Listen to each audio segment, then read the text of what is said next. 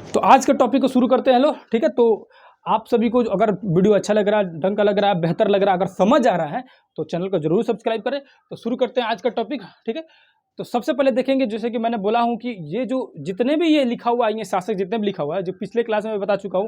अब जो पढ़ना हम लोग को, विदेशी जितने भी शासक आए, जिसमें क्या है, हिंद, यूनानी, शक, पहलव और कुषाण, ये चार राजवंश जो है ये बाहर से आते हैं और भारत में आकर शासन करने लगते हैं कई कई क्षेत्रों पर। अब ये कहाँ रह रहे हैं, कहाँ शासन कर रहे हैं, किससे लड़ रहे हैं, इन सब के बारे में हमको जानना है, ठीक है। तो सबसे पहले देखते हैं हिंद यूनानियों के बारे में समझते हैं। तो हिंद यूनानी जो है, हिंद यूनानी जो शासक आए वो दो चरणों में, यानी कि दो बार आए भारत में। पहली चरण में जो आता है वो डेमेट्रियस वंश का आता है। डेमेट्रियस वंश का शासक जो है मिनांडर है, वो मिनांडर भारत में आता है और भारत के जो सुंग जो शासक है, सुंग वंश जो है, पुष्यमित्र सुंग के, जो पिछले क्लास में बताया था, सुंग वंश से आकर लड़ता है। और क्या होता है, मिनांडर जो है हार जाता है। हारने के बाद उसकी भेंट होती है किससे, नागसेन से। ये कहानी मैं पहले ही बता चुका हूं। यहाँ अगर जैसे कि आप देख सकते हैं मिनांडर और नागसेन लिखा हुआ है, जो बच्चे पिछला मेरा जो क्लास देखा होगा, बढ़िया से देखा होगा, वो तुरंत समझ गया होगा कि मिनांडर कौन है, नागसेन कौन है। नागसेन था बौद्ध भिक्षु, इसने क्या किया, मिनांडर को बौद्ध धर्म की ज्ञान दिया, ठीक है। डेमेट्रियस वंश के थे पहले जो चरण में आया, ठीक है। सुंग वंशों से इनकी लड़ाई हो रही है। दूसरे चरण में कौन आ रहा है, तो यूक्रेटाइटिस जो है, यूक्रेटाइटिस वंश के राजदूत आ रहा है। उस राजदूत का नाम है क्या, हेलियोडोटस। क्या नाम है, हेलियोडोटस। देखो दूसरे चरण में कौन सा वंश आ रहा है, यूक्रेटाइटिस वंश आ रहा है, ठीक है। पहले चरण में कौन आ रहा है, डेमेट्रियस वंश आ रहा है, ठीक है। दोनों का नाम सेम है, थोड़ा थोड़ा अलग है, ठीक है। तो हेलियोडोटस जो है ये राजदूत आता है भारत में, लेकिन ये आता है भारत में जो सुंग वंश थे उनसे लड़ने के लिए नहीं, मित्रता करने के लिए। इस बार आता है क्या करने, मित्रता करने के लिए। क्या करने आता है, मित्रता करने के विचार से आता है भारत में, ठीक है। तो ये आता है, उस समय सुंग वंश में कौन राजा था, राजा थे भागवर्त राजा थे। क्या थे, भागवर्त। इनका नाम यहाँ देख सकते हैं, भागवर्त राजा थे। और भागवत राजा का दरबार में आता है हेलियोडोटस जो है, और आकर इससे भागवत जब दरबार में आता है तो उस देखता है कि यहाँ पे भागवत धर्म को फॉलो किया जाता है, माना जाता है। तो उस धर्म से काफी प्रभावित होता है। कौन प्रभावित होता है, हेलियोडोटस प्रभावित होता है, ठीक है। और वो क्या करता है, भागवत धर्म को अपना लेता है और उसने एक अपना अभिलेख लिखवाया है। तो ये दुनिया का एकमात्र ऐसा अभिलेख है, जिस किसी व्यक्तिगत जीवन के बारे, यानी व्यक्तिगत किसी व्यक्ति के बारे में ये अभिलेख लिखा गया है। इससे पहले सारे अभिलेख जो है राजा महाराज के लिए ही लिखा जाता था, लेकिन कोई व्यक्ति अपना व्यक्तिगत अभिलेख जो किसने लिखवाया, तो किसने लिखवाया, हेलियोडोटस ने। याद रखना, हेलियोडोटस का एकमात्र अभिलेख है जो व्यक्तिगत अभिलेख है, ठीक है। उसके बाद अब ये यूनान जो शासक थे, इनको क्या क्या चीजें, इनसे एग्जाम वगैरह में क्वेश्चन पूछता है। तो काली मिर्च पूछ देता है कि यूनानी शासकों को इनमें से निम्न किस, क्वेश्चन देखो कैसे रहता है, निम्न में से किस शासकों को काली मिर्च ज्यादा पसंद थी। तो यूनानी शासकों को, हिंद यूनानी शासकों को क्या थी, काली मिर्च जो है ज्यादा पसंद थी। उसके बाद सोने का सिक्का जो है, इसका प्रचलन इन्होंने किया। देखो सिक्का वाला चैप्टर में ऑलरेडी पढ़ा चुके हैं, सिक्के और अभिलेख का वीडियो ऑलरेडी डाला गया है। जो बच्चे नहीं देखे होंगे जाकर देख लेंगे, वहां भी बताया गया है कि जो सोना का जो सिक्का है सबसे पहले किसने शुरू किया, तो यूनान शासकों ने शुरू किया था, ठीक है। उसके बाद देखेंगे खगोल, ज्योतिष, गणित, गणना आदि में इनका महारत हासिल थी। यानी कि खगोल के बारे में, गणित के बारे में, ज्योतिष के बारे में हमें जितना भी साक्ष्य प्रमाण वगैरह मिलता है कि इसकी जानकारी किसके पास थी, तो सबसे पहले यूनान वाले ने ही हमारे भारत में इसका प्रयोग किया था। समझ आए कि नहीं समझे। उसके बाद देखेंगे शक वंश। अब ये शक वंश है, अब इनका इनसे कोई मतलब नहीं है कि ये इनसे लड़ेगा चाहे इससे लड़ेगा, वो बाद में देखा जाएगा, वो बाद में आएगा, कोई लड़ा होगा तो बाद में बता दिया जाएगा। लेकिन ये तो मान लो कि सब तो विदेशी है ना, थे ना, विदेशी शासक थे। भारत में कहीं और ही आके बस गया, कहीं और आके बस गया, कहीं और आके बस गया। सबके बारे में अलग अलग पढ़ना है। तो अब हम लोग क्या पढ़ेंगे, शक के बारे में। हिंद यूनान खत्म हो गया, अब शक वंश के बारे में पढ़ेंगे। शक जो है लगभग 900 BC में भारत में। देखो ये जो डाटा जो है ना, ये डिजिट मतलब सन ईस्वी जो जितना भी है ना, बहुत सारी चीज़ों में मैं नहीं बताता हूँ। क्यों नहीं बताता हूँ, जो एग्जाम में आता है वही समझने की जरूरत है। नहीं तो आपको अगर सन ईस्वी याद करना शुरू कीजिएगा ना, तो इतना ज़्यादा है ना कि आप भूल जाइएगा, हौच पच हो जाएगा, इधर को उधर मिला देगा, इधर को उधर मिल जाएगा। जो जरूरी है उसी को बस समझो। ऐसे भी दिमाग लगाओगे तो खुद समझ आ जाएगा कि कौन सा सन चल रहा होगा, क्योंकि मैं शुरू से बताता रहा हूँ कि कौन राजा कब गया तो अंदाजन आदि बता सकता है। तो बीच बीच में कहीं कहीं बता दूंगा तो आप अंदाजन उसको बता सकते हैं कि कौन सा ईस्वी चल रहा होगा, ठीक है। तो 90 BC में कौन सा शासक है, शक शासकों का शासन चल रहा है भारत में। वो आकर भारत में घुस गए हैं और भारत के क्षेत्र में बैठ गया, ठीक है। ये जो है कौन से वंश के हैं, तो सिथियन वंश भी इनको कहा जाता है। यानी कि शक शासकों को एक और नाम है, क्या नाम है, सिथियन वंश। क्या है, सिथियन वंश। इनका एक और नाम क्या है, सिथियन वंश है, ठीक है। क्या नाम है, तो शक शासकों का एक और नाम है सिथियन वंश। एक मिनट रुक जाओ, चलो ठीक है। शक शासक जो है उनका एक और नाम क्या है, सिथियन वंश है। मध्य एशिया के थे ये, कहाँ के थे? अब पूछेगा कि शक शासक जो है भारत में आए वो कहाँ के रहने वाले थे? तो मध्य एशिया के रहने वाले थे। कहाँ के रहने वाले थे? मध्य एशिया के रहने वाले थे। ये सूची वंश के थे, मतलब मध्य एशिया में एक वंश था सूची वंश, या सूची कबीला मान के चलो, सूची कबीला था, वहीं से ये आए, भारत में आए, और भारत में आ रहे हैं तो किधर से आ रहे हैं? अफगानिस्तान की तरफ से हिंदू कुश पर्वत को क्रॉस करके आ रहे। अब ये हिंदू कुश पर्वत कहाँ है, अफगानिस्तान किधर है, ये सारी चीज़ें भी मैं पहले भी बता चुका हूँ, ज्योग्राफी का बहुत सारा वीडियो डाला गया है। ऐसे मान के चलो, अगर कोई बच्चा नहीं भी पढ़ा होगा ना, तो ज्योग्राफी क्लास बहुत जल्द शुरू करना, बहुत जल्द शुरू करना वाला। उसमें मैं इतना ज़बरदस्त तरीका से ज्योग्राफी पढ़ाऊंगा कि खुद देखते रह जाओगे, हैरान हो जाओगे कि ऐसा ज्योग्राफी का क्लास कहीं नहीं देखोगे, ठीक है? तो उसको भी शुरू करूंगा, घबराने की जरूरत नहीं है। बस इतना समझो कि अफगानिस्तान में एक पर्वत है हिंदुकुश पर्वत, जो भारत और ये पाकिस्तान और अफगानिस्तान के बीच में बॉर्डर बनाता है, ठीक है? उसी को क्रॉस करके आ रहे हैं ये सारे शासक, उधर ही से आ रहे हैं, ठीक है? तो मध्य एशिया से कौन आ रहा है? शक शासक आ रहे हैं। इनको पहले क्या कहा जाता था? इनका एक और नाम है सीथियन वंश, इसको कहा जाता है। सूची संप्रदाय या सूची वंश के मतलब उसी का भाग थे, भारत में आके बस गया। सॉरी, 57 विक्रम संवत नामक कैलेंडर चला है। देखो, विक्रम संवत को भारतीय संविधान में भी उसको एक्सेप्ट किया गया। 1957 या 52 में जो भारतीय कैलेंडर जो है ना, उसको विक्रम संवत से जोड़ दिया गया, ठीक है? विक्रम संवत ये जो है ना, जो सामान्य कैलेंडर जो है ना, उससे क्या होता है, 57 साल पहले चलता है। जैसे मान के चलो अभी 2022 चल रहा है ना, तो विक्रम संवत में देखेंगे तो 57 साल पीछे कर देना पड़ेगा, 57 ईयर पीछे कर दोगे, जितना आ गया बस उतना ही होगा। एक और बाद में हम पढ़ेंगे लो, उसमें आएगा ये कुषाणों का आएगा, कुषाण का जब आएगा ये 78 ईस्वी वाला कैलेंडर आएगा, तो उसको आगे बताएंगे जब कुषाण शासक आएगा, तो उसमें समझा देंगे। इसमें समझो खाली कि ये 57 जो है, 57 क्या है, 57 विक्रम संवत जो है, इसी से इनका कैलेंडर उन्होंने शुरू किया, जो भारत में भी इस कैलेंडर को एक्सेप्ट किया गया, ठीक है? सीधा सीधा भाषा में समझो ना, तो हिंदू कैलेंडर जो है यही 57 विक्रम संवत से चलता है, ठीक है? क्या चलता है? 57 विक्रम संवत से चलता है कैलेंडर। समझ आया कि नहीं समझ आया?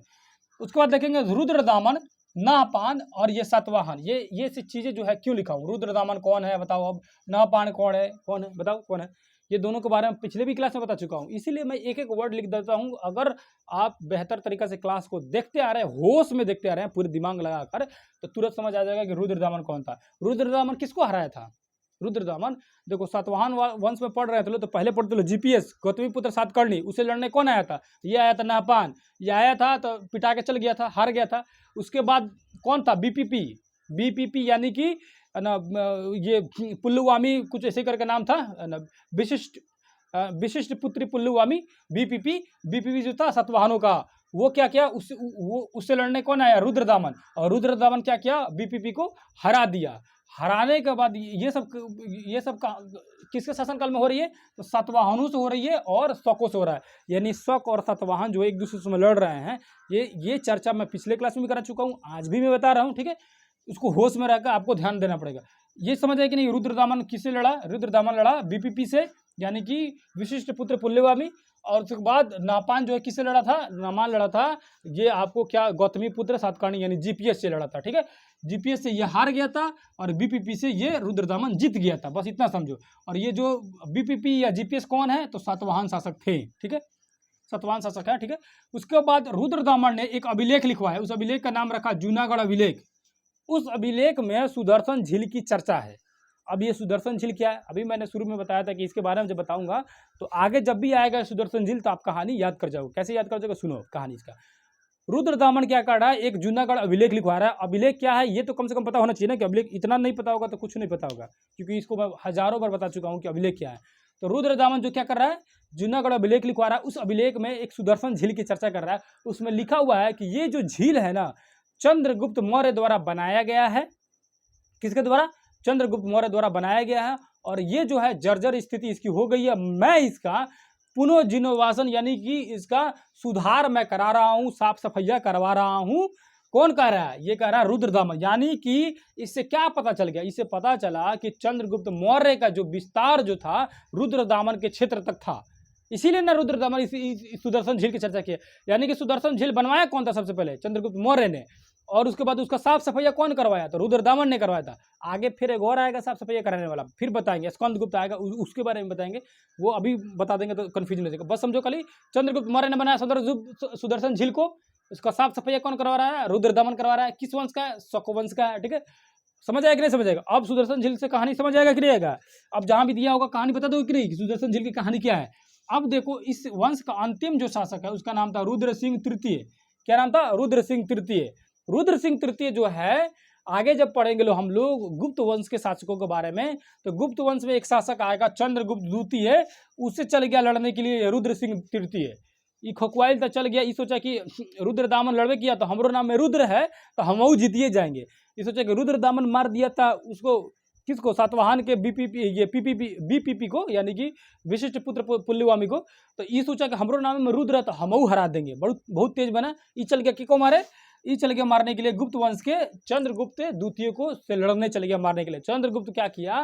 मन भर इसको पीटा, यानी शक शासक रुद्र सिंह तृतीय को मन भर पीटा और पीट पाट के खेत खत दिया। ठीक है, बहुत पीटा। पीटने के बाद चंद्रगुप्त द्वितीय जो है बड़ा खुश हुआ। खुश होने के बाद क्या किया? अपना एक उपाधि ले लिया खुद का, विक्रमादित्य उपाधि। यानी चंद्रगुप्त द्वितीय का उपाधि क्या है? विक्रमादित्य, या ये भी कह सकते हैं कि चंद्रगुप्त द्वितीय को ही विक्रमादित्य कहा जाता है। ये गुप्त वंश में फिर से आएगा, फिर से चर्चा किया जाएगा।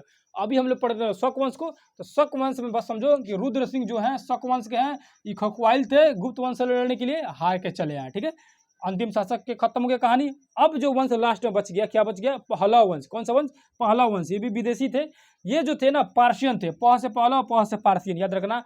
पहलव वंश के जो राजाएं थे वो क्या थे? पर्शियन थे। इनकी राजधानी जो, अपनी राजधानी जो पेशावर बनाए थे। कहाँ बनाए थे अपनी राजधानी? पेशावर कहाँ है? पाकिस्तान में। ठीक है, पेशावर को अपनी राजधानी बनाए थे।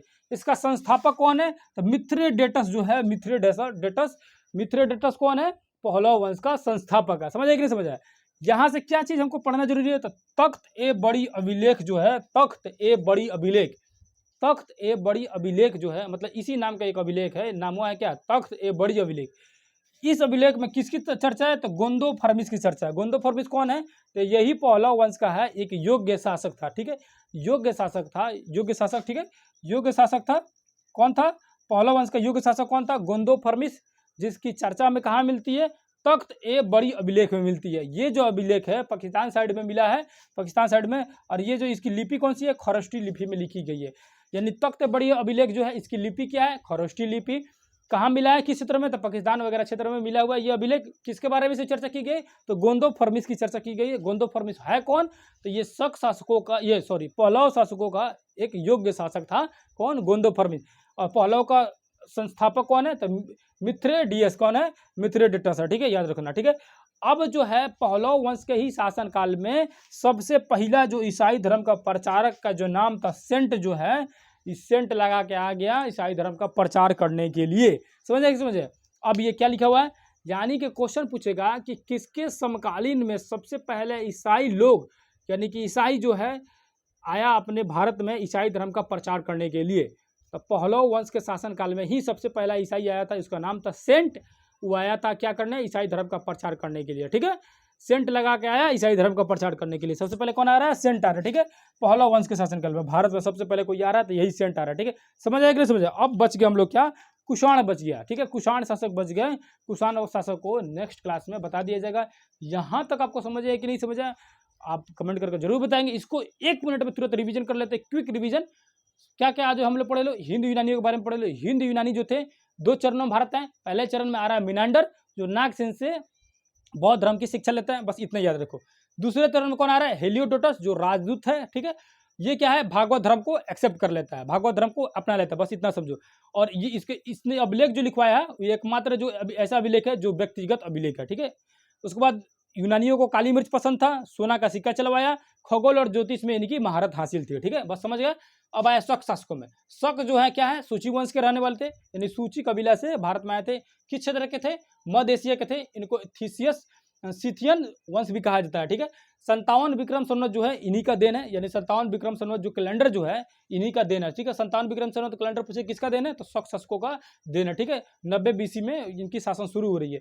रुद्रदामन नहपान जो है, ये कौन है? रुद्रदामन नहपान जो है ये शक शासक है। नहपान हार जाता है सातवाहनों से और रुद्रदामन जीत जाता है सातवाहनों से। ठीक है, जूनागढ़ अभिलेख जो है रुद्रदामन नहीं लिखवाया, उसमें सुदर्शन झील की चर्चा है, बस इतना याद रखो। अंतिम शासक कौन है? रुद्र सिंह। यो खकवाइल जाता है चंद्रगुप्त द्वितीय से लड़ने, हार जाता है, और इसी उपलक्ष्य में चंद्रगुप्त द्वितीय जो है अपने आप को विक्रमादित्य की उपाधि दे देता है। उसके बाद आएंगे पहलव वंश। ये पर्शियन थे, पेशावर इनकी राजधानी थी, संस्थापक मिथ्रेडेटस थे।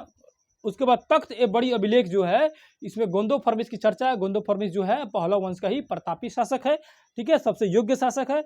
और जो तख्त बड़ी जो अभिलेख है ये खरोष्टी लिपि में पाकिस्तान वगैरह क्षेत्र में ये मिला हुआ है ये अभिलेख। इसी के शासनकाल में यानी पहलवों के शासनकाल में ही ईसाई धर्म का प्रचारक जो भारत में आया प्रचार करने के लिए, समझा, उसका नाम क्या था, सेंट नाम था, सेंट मार के आया था भारत में ईसाई धर्म का प्रचार करने के लिए। समझ आए कि नहीं समझ आए? तीनों वंश के बारे में समझ ले। 1 बज गया जो कुशान, कल की वीडियो में उसको खत्म कर देंगे लोग। ये कैसे समझ आ रहा है कि नहीं समझ आ रहा है कमेंट करके जरूर बताइए। और क्या आपको दिक्कत लग रहा है? देखो इसी चीज को अगर मैं पढ़ाना चाहूँ तो अगर 1 घंटे में पढ़ा देता, लंबा चौड़ा वीडियो कर देता, लेकिन हमें नहीं लगता है कि इससे ज़्यादा भी इसमें कोई टॉपिक आप लूसेंट उठाकर देख लीजिए या कोई भी इतिहास का बुक उठाकर देखिए, इससे ज़्यादा पॉइंट वगैरह नहीं मिलेगा। और मिलेगा, देखो लिखने के लिए तो कहानी इतना लंबा मिलेगा, 2-4 पेज में लिखा होगा इस पूरा कहानियाँ को, लेकिन उसमें मेन क्या चीज़ पढ़ने वाला है वो जरूरी है, उसको देखना जरूरी नहीं। तो कहानी बताने के लिए बुक वगैरह है, आप बुक से भी पढ़ सकते हैं। क्या जरूरत है आपको क्लास वगैरह देखने के लिए या क्लास करने के लिए? क्लास में बेहतर तरीका से सेलेक्टिव बताया जाता है कि यही पॉइंट को आप देख लीजिए, बहुत ज़्यादा मेन है, इसको अगर याद करते तो पूरा कहानी आपको याद रहेगा। वही चीज़ मैं यहाँ पे कराता हूँ, ठीक है। तो कैसा लग रहा है वीडियो जरूर बताएं। और नेक्स्ट जो टॉपिक बच गया उसको नेक्स्ट क्लास में देख लिया जाएगा, फिर दूसरी क्लास वीडियो में मिलेंगे। तब तक के लिए धन्यवाद। यहीं भी वीडियो रखते हैं। अस्सलाम वालेकुम, जय हिंद, जय भारत।